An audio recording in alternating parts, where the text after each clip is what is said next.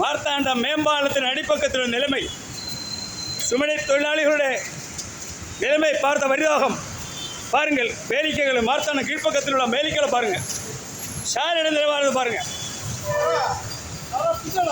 14 கோடி ரூபாய் எங்கே இந்த சாலையை போடுவதற்கு நிதி உதவி ஒதுக்கப்பட்ட 14 கோடி. மார்த்தாண்டம் மேம்பாலத்தினுடைய நிலைமை எவ்வளோ பரிதாபமாக இருக்கிறது. எத்தனை முறை வீடியோ போடுறது?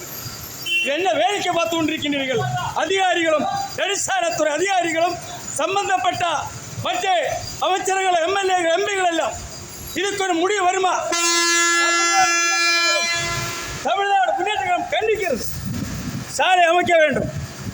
சாலை அமைக்காவிட்டால் சாலையில் படுத்து போராட்டம். அதுக்கு எந்த மாற்றமும் கிடையாது. வியாபாரிகள், பொதுமக்கள், வாகன ஓட்டுநர்கள், கல்லூரி மாணவ மாணவிகள் எல்லாம் எவ்வளவு அவதிப்படுகிறது. கலெக்டர் முதல் வேடிக்கை பார்த்து கொண்டிருக்கின்றீர்கள். ஆகையால் சாலையை போட வேண்டும் என்று கேட்டு பேச்சு முடிக்கிறேன். நன்றி, வணக்கம். மோகன்குமார், தமிழ்நாடு முன்னேற்ற கழகம்.